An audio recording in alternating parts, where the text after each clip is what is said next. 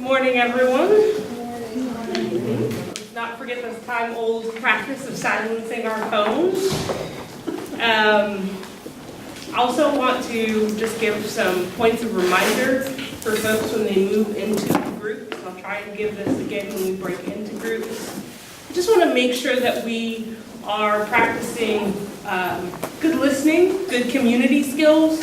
So be extra mindful that as people are talking, that your job in that moment is to listen, not to formulate your next thought and then interject, right? So you just want to practice mindful listening, hearing people, encouraging communities. And that means giving some folks the space to be silent and other folks the space to process, right?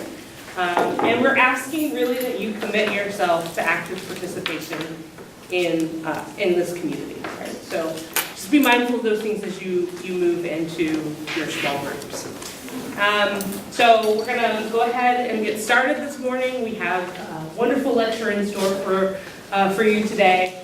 We have Dr. Fatima Varner, who is Assistant Professor of Human Development and Family Sciences at the University of Texas in Austin.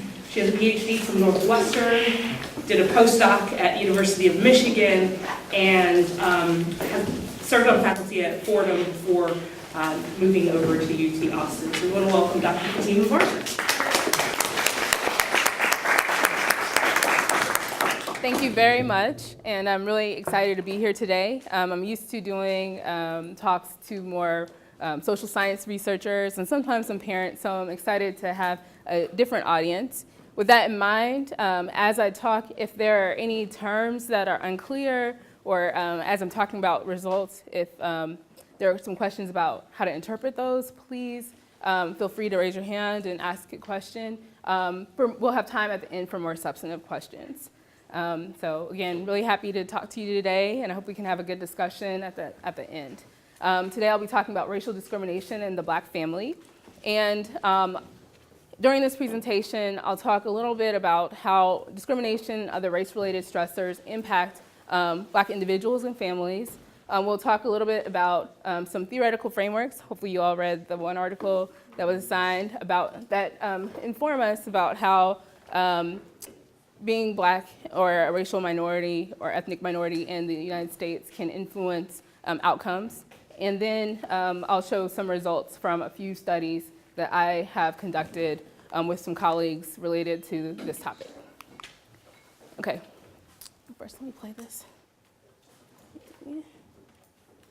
So first I just want to show a couple of videos that I think are very much related to this topic of how race influences parenting and other family influences.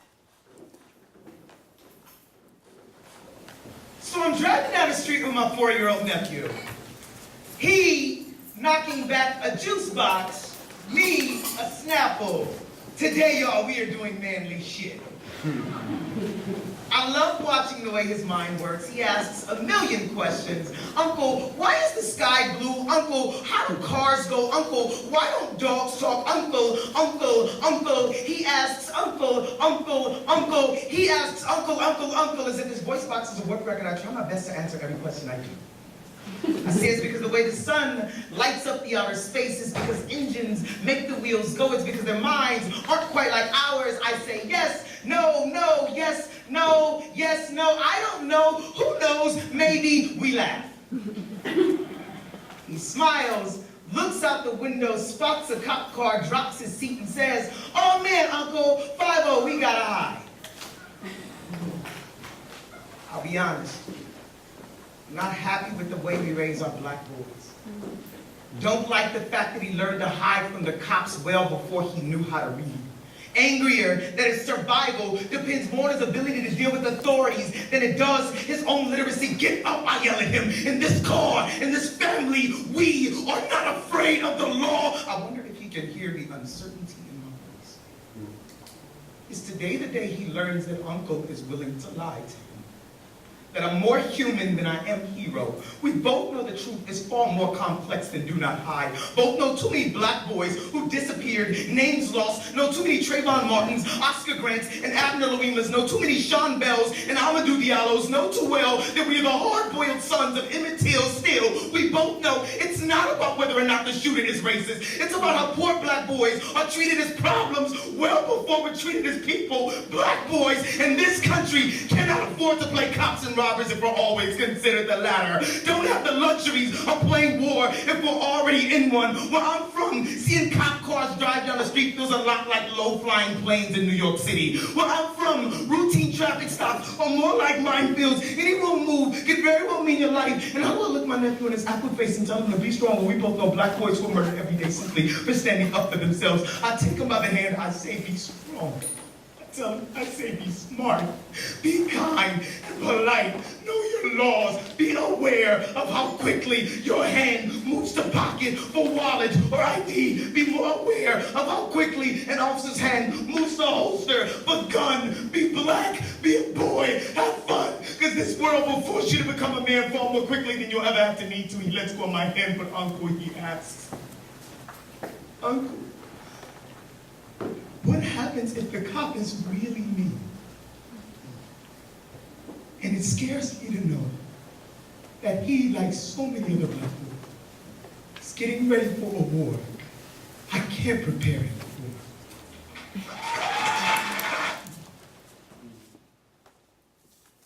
So just some background, that's Dr. Javon Johnson. I went to grad school with him at Northwestern, and he's a professor at UNLV now. So this is someone who is very educated, well-resourced, but at the same time, he still has to deal with these stressors. His nephew, at a very early age, is picking up on how race influences his environment and influences the experiences that he might have.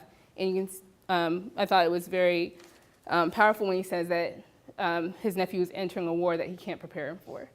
And this is, he's talking about his nephew here, but this is a struggle that many black parents face, knowing that they are in an environment where their children might be treated differently because of their skin color, and they have to think about how to prepare them for that.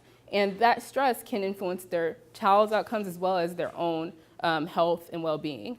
And I just want to show one other video. This is a video of Jacqueline Craig, who is a mother from the Fort Worth area, and I believe it was December 2016 when she called the police because a neighbor had touched her son. The neighbor said her son had littered and I guess kind of pushed him down to pick up the litter. So Jacqueline Craig was saying that the neighbor should be arrested because or should be penalized because he shouldn't be touching her son. And she ended up getting arrested along with some of her daughters in the interaction. The charges eventually were dropped and the officer ended up getting a 10-day suspension. The neighbor did get charged and had some community service and a fine. But here's what she had to say about her experience of getting arrested. This afternoon. I'm very distraught. Oh, sorry. Because what I felt I was doing was actually protecting my child, and it didn't happen. It made me feel less of a parent that I couldn't protect him when he needed it.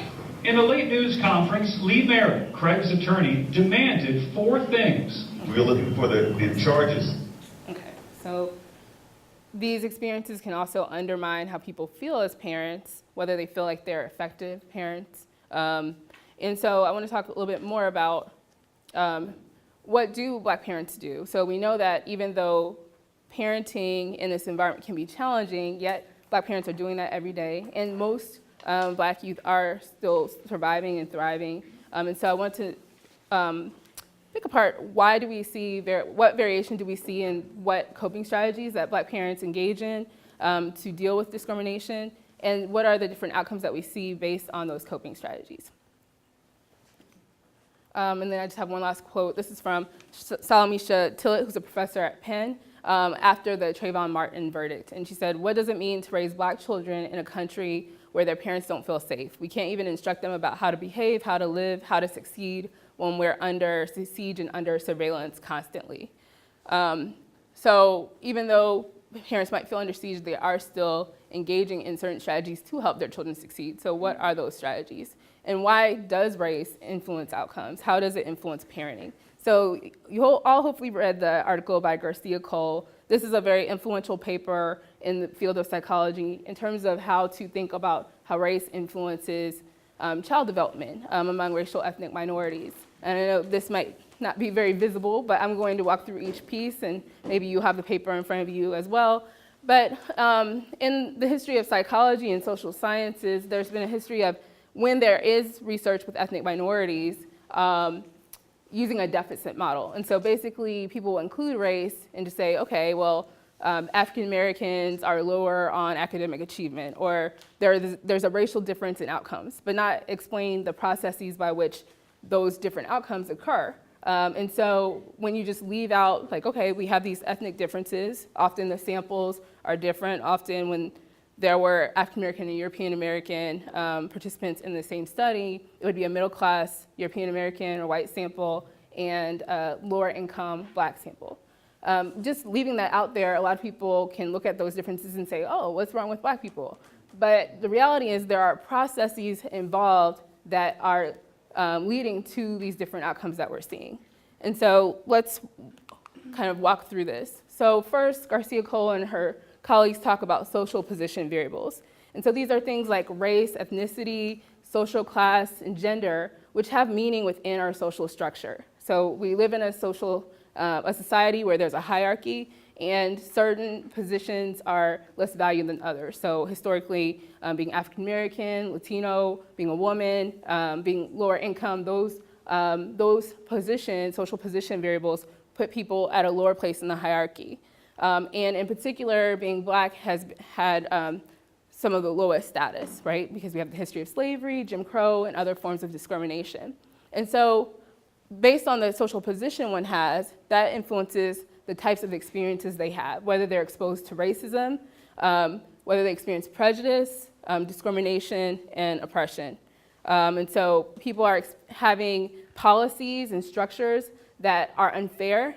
They're experiencing treatment that's different, whether it's in employment, schools, interpersonal experiences with police, et cetera. And those experiences, one of the largest forms of those experiences is segregation. And so we have a long history of segregation in the United States. There was slavery, we had Jim Crow, and we still have segregation today. So in terms of residential segregation, we still have very segregated neighborhoods where most African Americans live in predominantly Black neighborhoods with fewer resources. Those can also be economic segregation. So there are different resources in certain neighborhoods in terms of what is available. And then there's social and psychological segregation. So even though our institutions, at least legally, are now integrated, often in actuality, they're not. Like with schools, still most African American and Latino students go to predominantly Black or Latino schools. Even when those institutions are integrated, often ethnic minorities are one of the few, and there are feelings of isolation. Often practices aren't inclusive, and so that can influence whether someone feels, a Black person feels included, whether they feel like they are part of the system, and that can influence their later outcomes.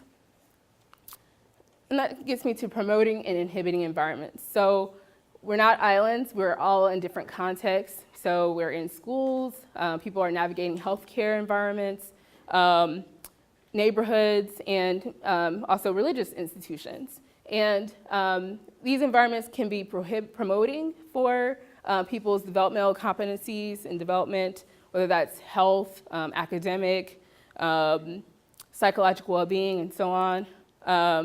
Or they can be inhibiting. And something is considered promoting or inhibiting based on whether it has a positive or negative impact on a certain outcome.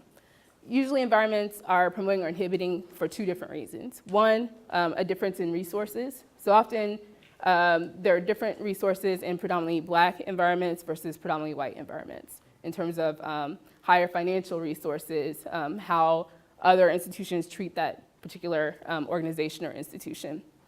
But also there can be dissonance in values. So if there is incongruence in values, expectations, or goals then that might be an inhibiting environment. So for example, if you have an environment that is actually integrated, but teachers have lower expectations for Black youth than white youth, then there can be incongruence in expectations or values. Or if someone is in a church and there is incongruence in terms of the expectations about what would be talked about or not, or who is seen as a potential leader, or what types of theologies are welcome, then there could be an incongruence in values and goals and expectations. And so that incongruence can then lead to negative psychological and social outcomes, and a feeling that one is not welcome in that environment. And when you're talking about schools or religious institutions, that can have significant implications. In a church, for example, that could influence how one thinks about their relationship with God, right?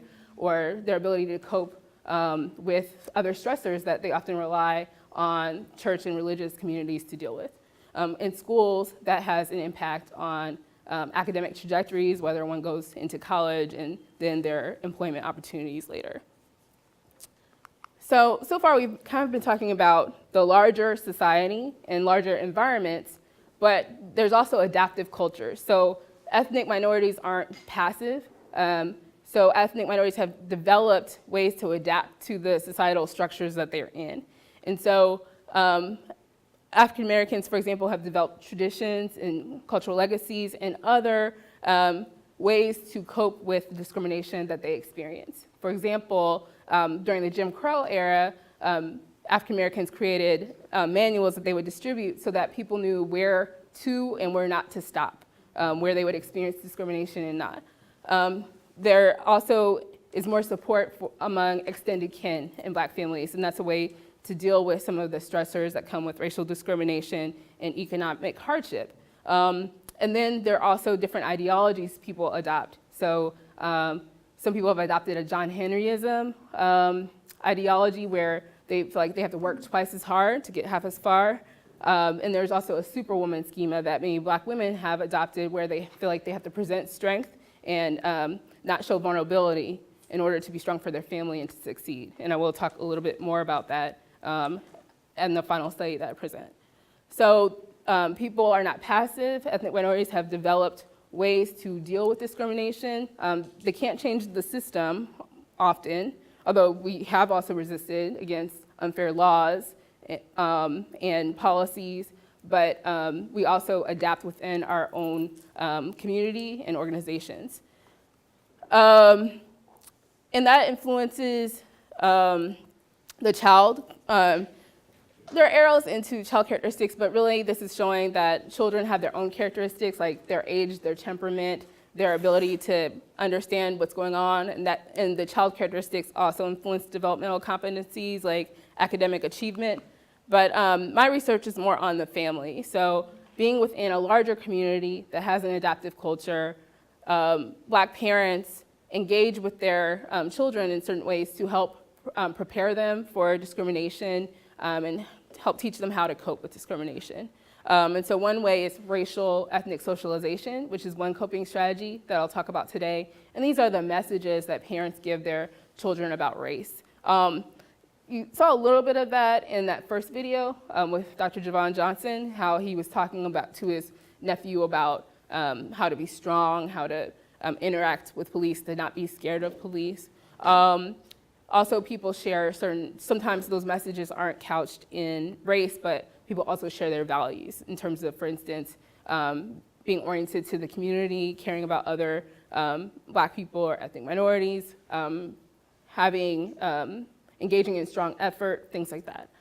And so the family plays a large role, and I'm really interested in my research in how racial discrimination, which is a more systemic issue, influences family dynamics, whether that's parenting or family interactions, and then how do those interactions influence both parents' mental health and physical health, as well as adolescent outcomes, including academic and psychological outcomes. And basically, that last part, developmental competencies, are those outcomes. Are there any questions right now about that model? I know it's large, but I just wanted to see if there are any points of this that need clarification.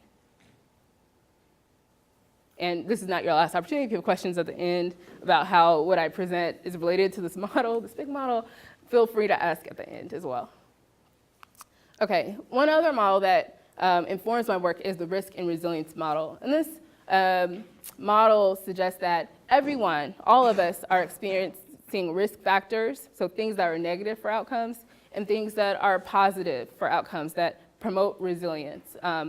And so some people have more risk factors than others, and people would argue that ethnic minorities are more likely to have more risk factors, such as experiencing racial discrimination, being in a less resourced school or neighborhood, et cetera. So risk factors are anything that has a negative relationship to, or risk factors are anything that lower positive outcomes. And then there are promotive factors, which contribute to healthy functioning. And then there are protective factors that buffer the negative influence of risk factors on functioning. Let me explain that a little bit more clearly here. So if we think about adversity, of racial discrimination as an example of adversity, and a desirable outcome being high psychological or psychological well-being, then what this is showing is that adversity is a risk factor. Anyone who's high on discrimination has lower psychological well-being than if they have low discrimination. And then if an asset is positive parenting, those who are high, I should be using this. This is why I have this. Those who are high, I'm not used to having I need to start using this more often in my own work. So those who are high on positive parenting still have better outcomes in terms of psychological well-being than those who are low on positive parenting. So here, the risk factor is discrimination, and parenting would be a promotive factor because it doesn't impact the way that discrimination influences well-being. You can see that there's a similar decline in well-being when people experience more discrimination, but positive parenting, there's higher psychological well-being among those children who receive positive parenting than those who have low parenting. So that's promotive.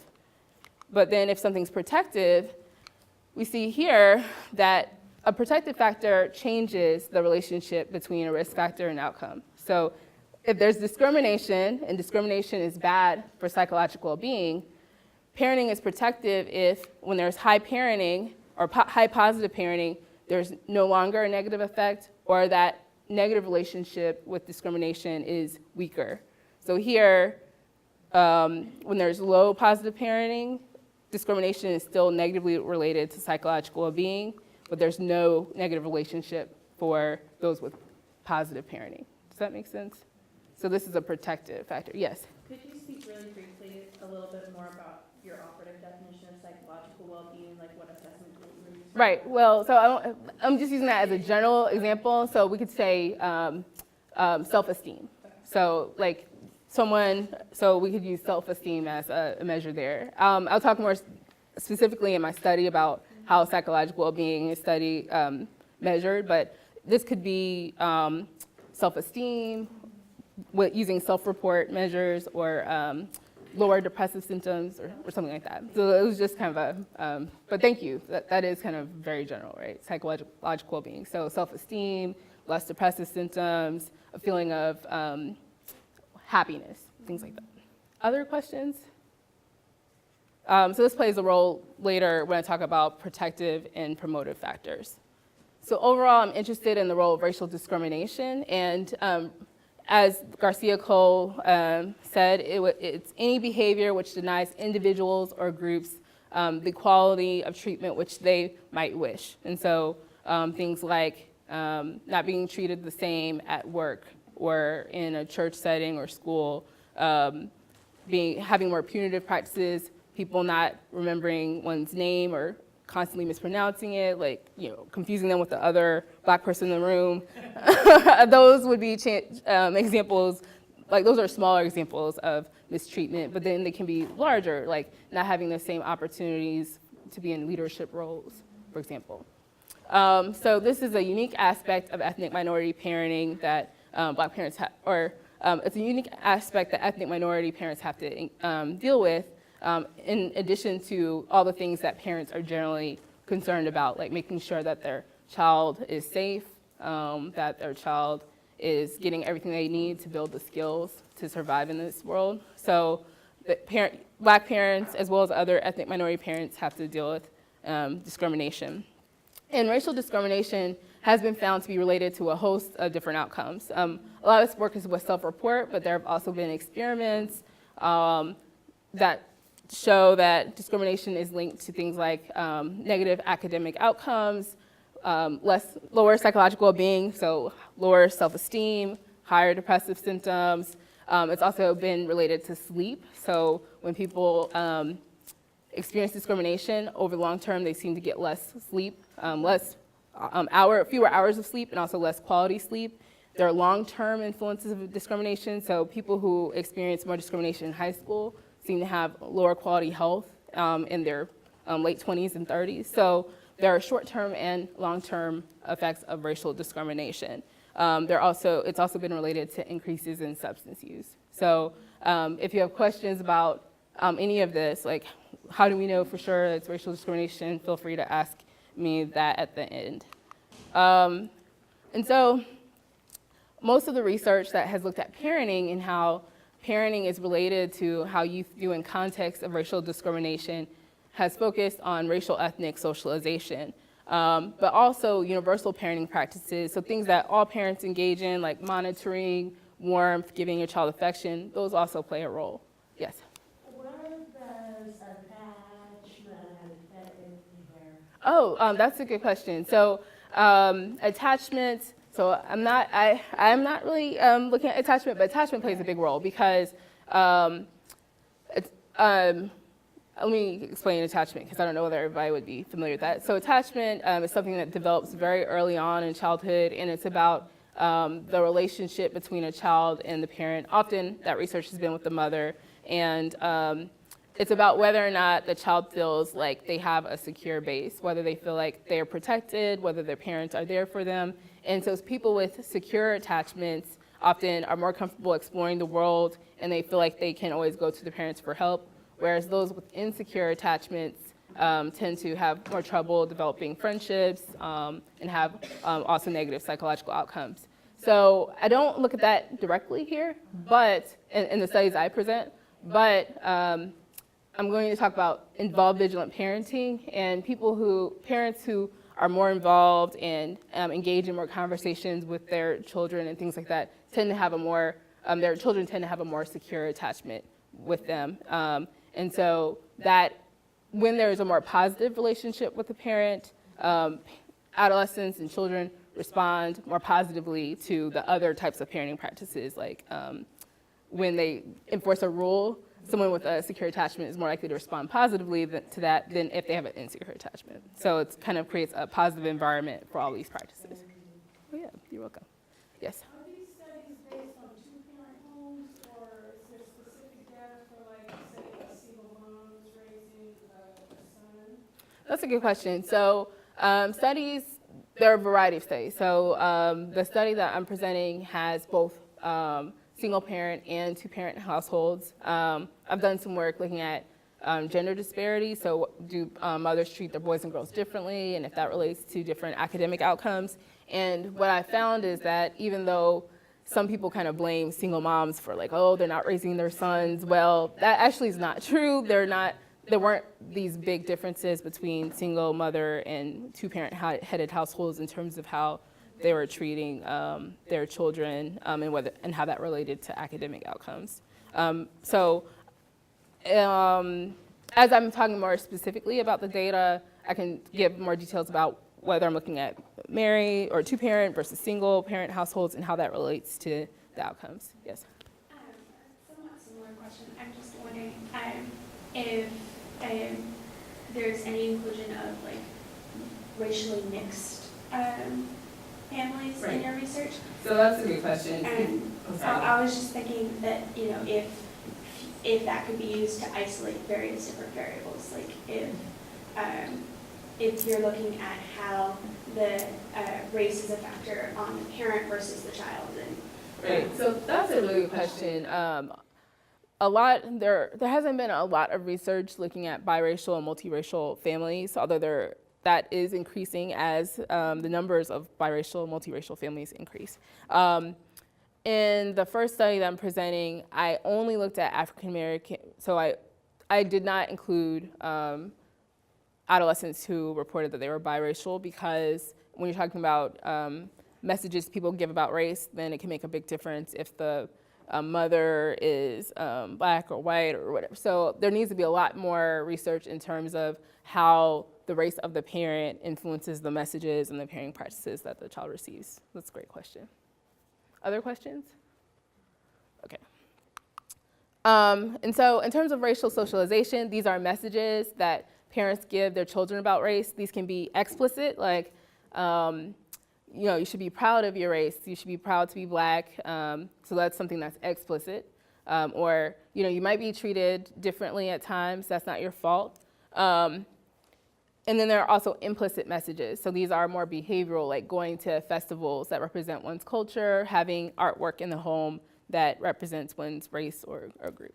So in the study I'm presenting, I used a framework that had 5 different racial socialization messages. There's racial pride, so messages that are positive about one's group, like, be proud to be black. Black people, we have a strong history, a great legacy. Egalitarian messages are about how everyone is equal, we're all human beings, we should all get along. Racial barrier messages are about the different stressors or hurdles that people might experience because of their race. So if you experience discrimination, come talk to me or your other parent, talk to the teacher. It's not your fault. That means something's wrong with the other person, things like that. Behavioral messages are those implicit messages about things like going to festivals, putting up artwork. And then there are negative messages where the parent is reinforcing negative stereotypes about their own group, like, oh, you can't trust other black people. That would be an example of a negative message. And then there's more universal type of parenting. Involved vigilant parenting is the type of parenting I'm examining here, and that includes inductive reasoning. So that is when a parent explains why they are engaging in certain practices or rules. So you have a curfew because I want you to be safe. There's no real reason for you to be out after 10, or, they're explaining their rules. So the adolescent or a child knows why the parent does what they do. They still might argue, but overall, adolescents who receive that are more likely to internalize their parents' values and not engage in problem behaviors when their parent is away. Mutual problem solving, so figuring out solutions to issues with their child, and monitoring. And this type of parenting is associated with positive academic, social, and psychological outcomes. And so in the first study that I'm presenting that was published in Cultural Diversity and Ethnic Minority Psychology, I'm looking to see whether or not there are different profiles of parenting. Are there different, within one data set, whether there were different types of parenting that had different combinations of these racial socialization and involved vigilant parenting, and if those different profiles of parenting were related to different psychological and academic outcomes among a sample of 6th to 12th graders who were from a Midwestern, 3 Midwestern school districts. And so there were over 1,300 black adolescents from 6th to 12th grade. They were studied over 3 years from 3 school districts in the Midwest. They were 11 to 19 years old, and about 52% were black. And the majority of parents here did have a college education or higher. And these are all they indicated they're black or African American, and this did not include biracial adolescents. Here, academic outcomes included how far the child thought they would go in school, how far the child wanted to go in school, how likely they thought that would happen, and how much they persisted with difficulty. And then psychological well-being had to do with how much the child felt that they were growing psychologically, their feelings of mastery over their environment, and so on. And so this was also self-report. All this is survey data.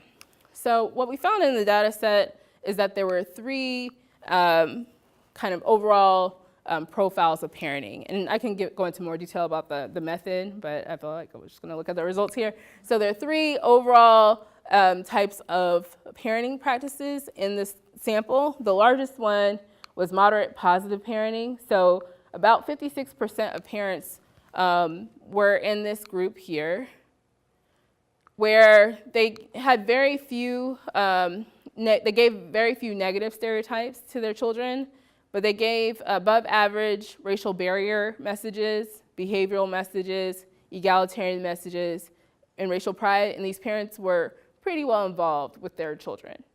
Then the next group, largest group, was the low frequency group. And these parents really didn't give very many racial socialization messages, and then they were also below average. This is the mean here. So they were below the sample average in their involved vigilant parenting. And then the last group was the high negative group. And these are the labels that we gave to the groups based on kind of the patterns. So 18% were in this high negative group. And one thing that they were characterized by is a very high frequency of reinforcing negative stereotypes compared to the rest of the sample. And you can see it's good to do these profiles because on some of the other variables, most studies just look at individual variables rather than profiles. They look very similar to the moderate positive group in the frequency of racial barrier messages and behavioral messages. They're about average in the egalitarian messages, and then they're a little bit below average in racial pride messages, and these parents are about the same level of involvement as the low frequency. So they're really a mixed bag in terms of the messages they're giving, but they're highly characterized. What makes them distinct are the negative messages that they're giving their children. This is what I'm showing here are just mean differences in key variables. And so here, adolescents who were in the high negative group experienced more racial discrimination than those in the moderate positive group, and those in the moderate positive group experienced more discrimination than the low frequency. So it's possible that parents are not giving as many messages to the low frequency group because they're not really experiencing discrimination yet. In terms of parental education, more educated parents give more positive, or were more likely to be, those families were more likely to be in the moderate positive group. And then the low frequency group had the least education. In terms of age, older adolescents were likely to get high negative messages. And this might be because parents think that older adolescents can handle these types of messages. And unfortunately from surveys, we don't know whether some of these messages are kind of in a joking way, or we don't know. But older adolescents are more likely to receive these types of messages. And then the youngest people in the sample were more likely to be in the moderate positive group. So parents are a lot more positive with the younger adolescents. And then girls were more likely to be in the moderate positive group and least likely to be in the high negative group. So boys were more likely also to get high negative messages. So again, it might be because parents think that boys are more able to handle those types of messages, but we're not sure. Again, these are mean differences. So just based on these parenting profiles, adolescents who are in moderate positive parenting families had better psychological well-being and higher academic outcomes. The low frequency group, those adolescents also had better outcomes than the high negative group. I conducted multiple regression analyses, so that just means I put in a bunch of predictors that were related to both academic and psychological outcomes to see whether when I see whether parental education is the same or SES is the same, do these parenting profiles still relate to outcomes? And does discrimination relate to outcomes after we account for all the other differences in the data? So I'm going to show a table, but I'm just going to highlight the biggest thing. So here's the racial discrimination. And basically, this is just showing that racial discrimination is negatively related to academic outcomes. And then in terms of the groups, these two groups are compared to moderate positive. So high negative, adolescents in high negative families had significantly lower academic outcomes, and so did low frequency. And these high negative adolescents also have lower academic outcomes than low frequency based on some other analyses conducted. So that was just a main effect. Here, this is an interaction. So this is where, when I was talking about promotive versus protective factors, what we see here is for psychological well-being, you can see that this moderate positive group is much higher in psychological well-being than the low frequency or the high negative group. But what these slopes are showing is there's not a significant difference here in psychological well-being based on the racial discrimination they receive in the low frequency group or the high negative group. But for the moderate positive group, where again, their psychological being is higher regardless of their racial discrimination than the other two groups, the positive benefits of moderate positive parenting decline as racial discrimination increases. So moderate positive parenting is positive in Black families, but some of those benefits reduce as adolescents are experiencing more racial discrimination. And then here, this is by gender, and so this white bar is the moderate positive group. This diagonal bar is the high negative group, and then these are the low frequency groups, and these are boys and these are girls. And so what you see is there's a similar pattern across gender, but what shows here is that boys are more negatively affected by low frequency and high negative parenting than girls. So both low parenting and high negative parenting is bad for both boys and girls in terms of their psychological being, but it's particularly bad for boys. And remember, boys are more likely to be in this high negative group than girls. So what I think is happening here is parents, again, might think that boys are more able to handle some of these more negative messages, but they are more sensitive to context. And other studies have found that adolescent boys are more sensitive to the parenting, to negative parenting and negative peers than girls. So there's some vulnerability here. So overall, the results kind of indicate if you can't say something nice, don't say anything at all type of thing. So parents should give positive racial messages and be involved and avoid negative stereotypical messages. If they can't avoid negative stereotypical messages, just don't say anything at all. But again, should say positive messages. So parenting seems to differ by use context. Moderate positive parenting is the best for both academic and psychological outcomes, but the positive effects of moderate positive parenting are reduced with more racial discrimination. And boys might be more vulnerable psychologically when there's racial discrimination. So all of that was about one coping strategy that parents engage in, which is parenting practices. There's a question there? Oh yeah. Could it also be possible that boys are in that group because culturally they're seen by society, Black men are seen by society as more aggressive, so parents feel like they have to feed that into their Black sons more than they do their daughters? Right, so it could have to do with what they think their sons are going to experience, so that could influence what the messages that their parents are giving. It's also possible that the parents are having different interactions with their sons, and that's influencing.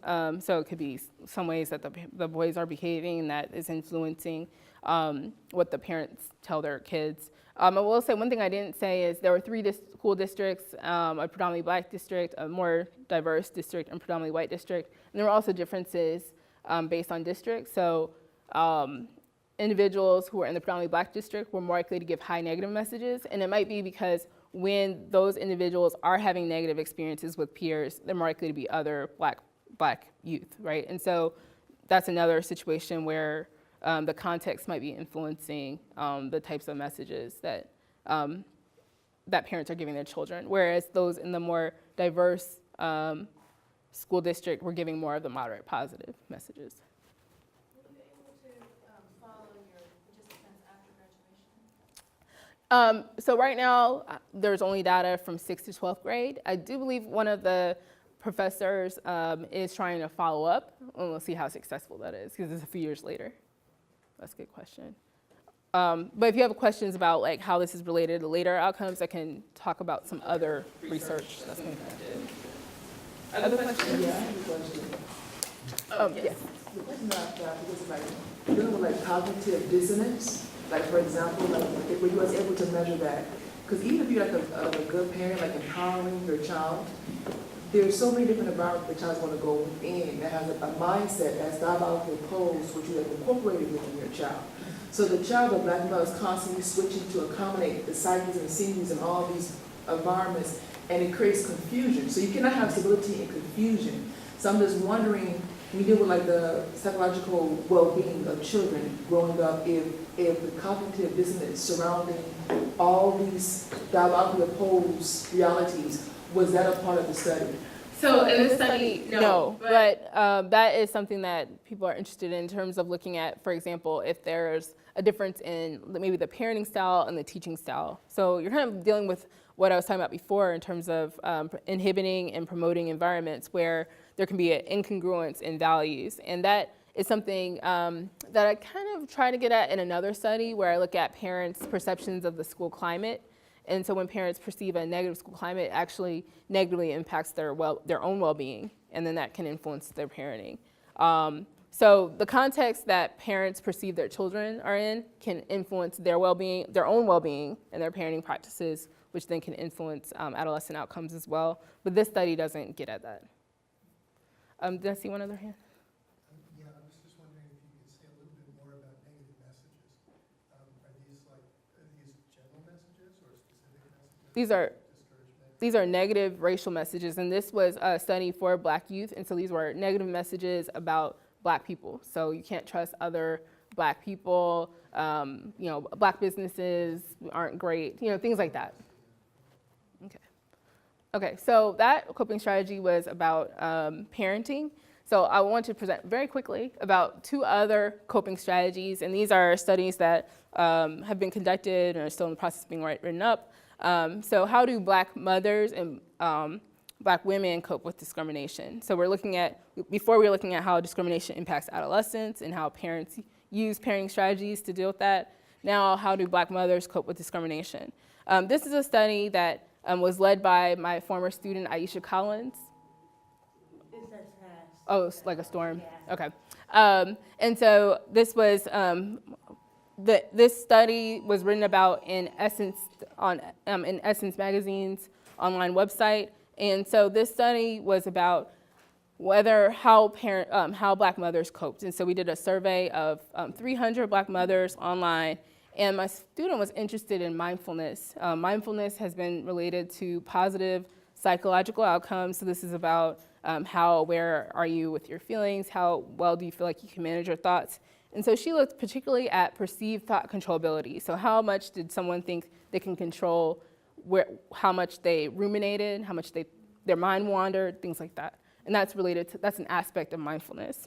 And she was interested in whether or not prayer could influence that perceived thought controllability, because a lot of research has been done on meditation and how that relates to mindfulness, but African American women are much more likely to pray than to meditate.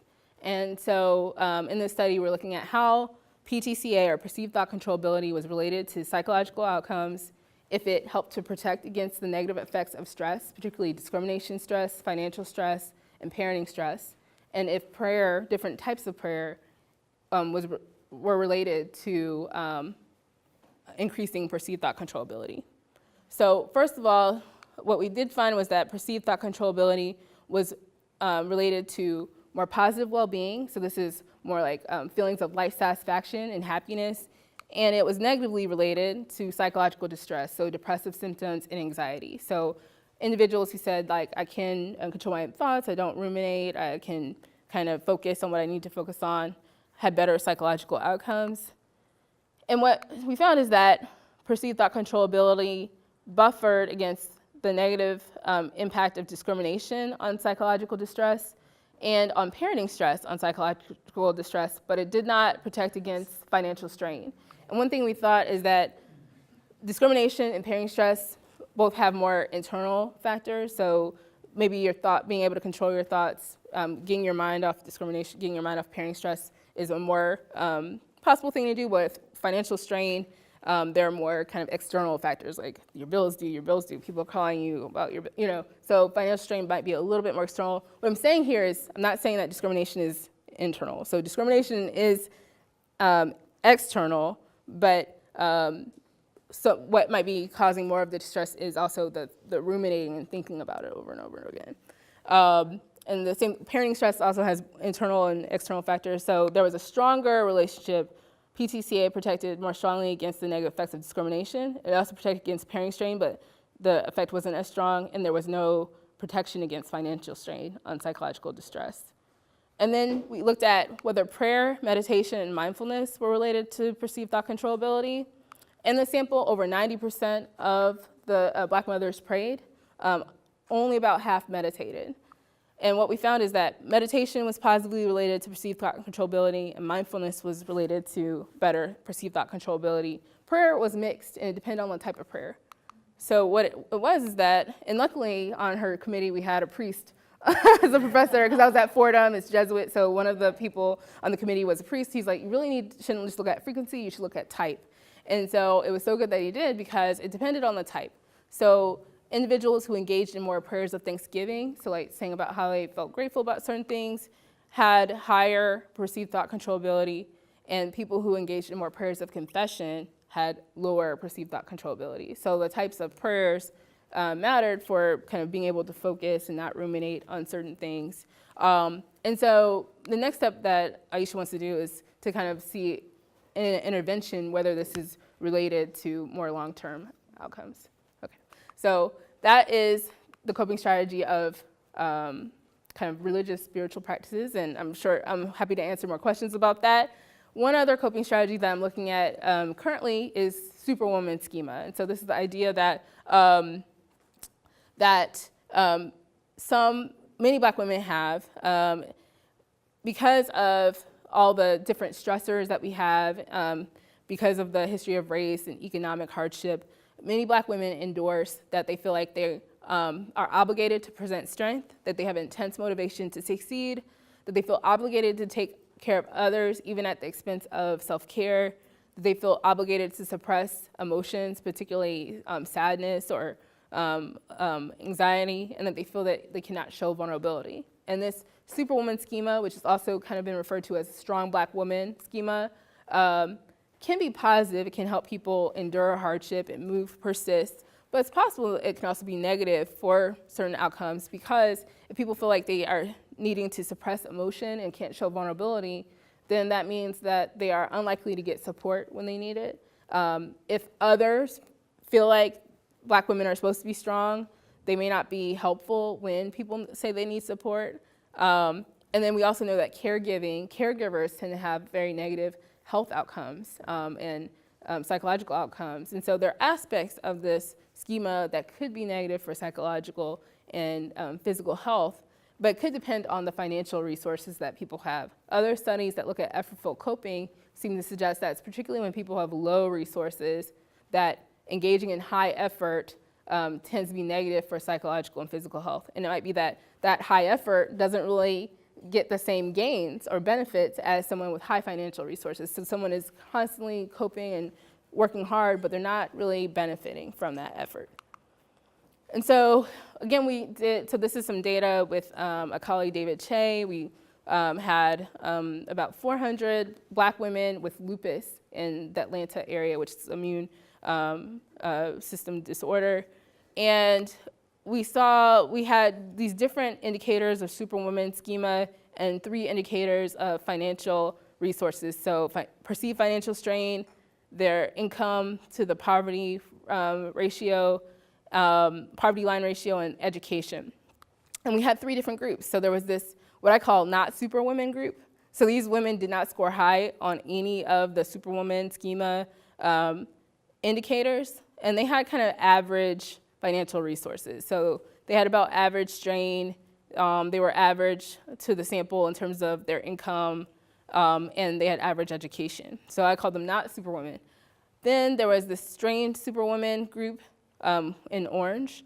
And so these women endorsed more highly than the rest of the sample that they believed in these superwoman schema indicators, and then they had low financial resources. So they said they had more perceived strain, they had lower income and less education, and then there's this resource superwoman group. So they did say that they felt like they needed to present strength, and they weren't different than the strained superwoman group in terms of wanting to succeed, but they were lower than the strained superwoman group in feeling like they could show vulnerability. So, and the obligation to not show vulnerability. So these women felt that they could show vulnerability sometimes, more so than this other group. And then they also felt less obligation to help than this strained superwoman group. There were some other differences between the groups. This strained superwoman group tended to be younger, and they tended to have fewer years that they've been diagnosed. So their diagnosis was a little bit earlier in terms of lupus. And what we found is that even after controlling for other socioeconomic factors and disease and health behaviors, this strained superwoman group had higher lupus disease activity. So these are flares and other times when lupus is flaring up. So they had much higher lupus disease activity than the resource superwomen and the not superwomen. And so here, again, it seems that at least in the context of low resources, having these superwoman beliefs aren't positive for physical health. However, some of those beliefs are fine. So it seems that wanting to succeed, feeling like presenting strength, that's fine. These people had the lowest activity, the resource superwomen. So that's fine, especially if you do have some resources. So these are 3 different coping strategies. Talked about parenting, kind of religious and spiritual practices, particularly prayer, and then this belief about being a superwoman. These are different ways that people deal with discrimination or contexts of discrimination, and these have different implications for psychological well-being and health. So to conclude, Black children and parents live in contexts of racial discrimination, and parents cope with their own and their children's discrimination in different ways, including parenting strategies, religious and spiritual practices, and different ideologies. And so these coping strategies have implications for well-being. Environments and support systems play a role. They can inhibit or promote development.